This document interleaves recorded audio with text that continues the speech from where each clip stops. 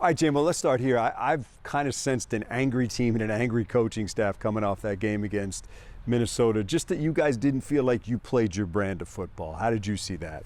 Like you said, we missed out on some opportunities, some real big opportunities to come out on top. Of course, that's like one of the ones that we won, division games. So it means something to us. It helps us. Winning those type of games helps us towards the end of the season, it's one of those we always hope to get against one of those teams that, we feel like we got the upper hand on. So we just got to go out and execute. And like you said, it just puts fuel in the fire for the next opponent. I'm sure you've heard the stat. It's been 3 years since you guys have lost 2 games in a row in the regular season, 52 games in a row. There's no team in the league that's even close to that. What do you think allows you guys to bounce back so quickly? I think our mentality and, our fear of losing.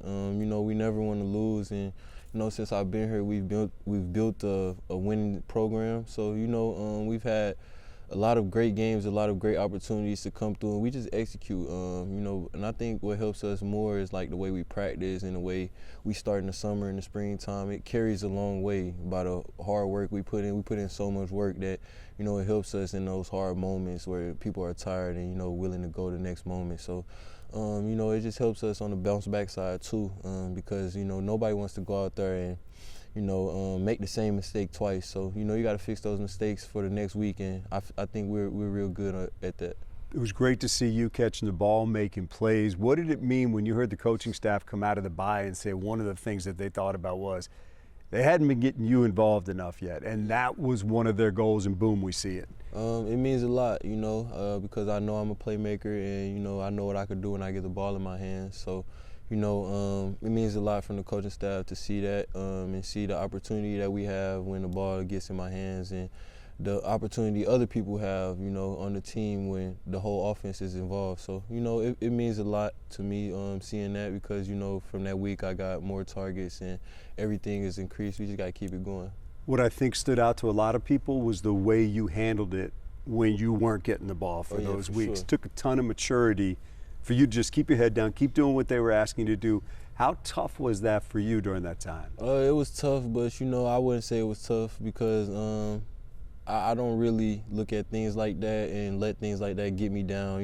It's people living way harder than me, and, I can't let me not getting the ball or targets bring my joy down. I'm a happy person. I live happy. I got people that make me happy in my life. So, the game is something I love, but I can't be selfish and take away other people's joy by, putting the center of attention on me by pouting and things like that. It's a team sport, and I love the team that I play for, and I love my brothers that I go out there and go to war for.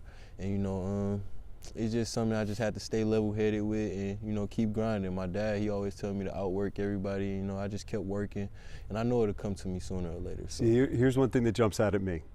Is I don't know if that's the same guy that walked in the door when you got drafted. Yeah. And I know you talk about the impact that Teddy had on you, Yeah. and you talk about your dad as well.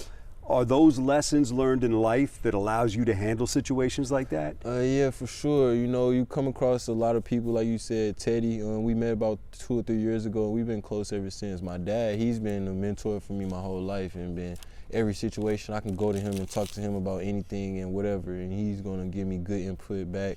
And, we're going to handle the things moving forward by, communicating.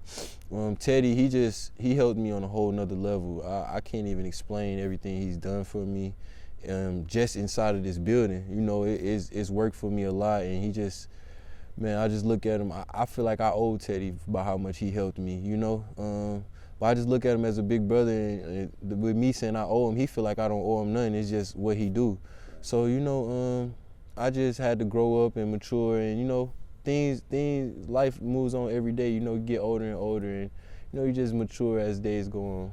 So I see you out, Halloween event recently that you held with kids. I see you getting involved with kids all the time, and it kind of dawns on me, you can be their Teddy Bridgewater. Yeah, for sure. Because the interactions you have with them, they will never forget that the rest of their life. Do you see it that way? Yeah, that's how I look at it. Me growing up in St. Louis, I wouldn't call it a terrible city, but it's like not a city that a lot of people come out of doing big things. There's different areas and different lanes for other people.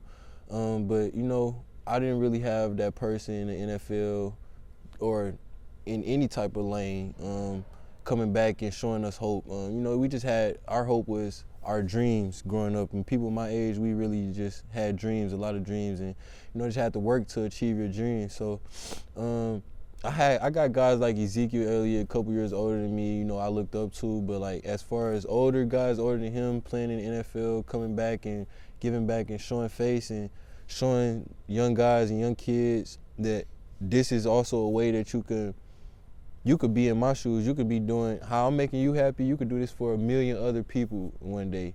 And that's just how I look at it. You know, I just take me going into the community as a big thing, because just people seeing my face or just seeing me doing certain stuff is like, it could be life-changing to them, because I know certain people don't have the best lifestyle growing up. Certain people don't live the best way. Some people can't eat. Some people have to find the next meal, things like that. And, you know, I just want to be motivation to whoever needs it. I know I needed motivation, but I had a motivator. My dad, you know, he always had me motivated. And I just want to be, I know certain people and some people live without motivation and motivate themselves. And I just want to show them I'm just like them, man.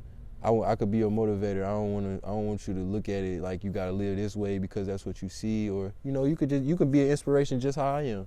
And you know, it don't take that much. It just take hard work.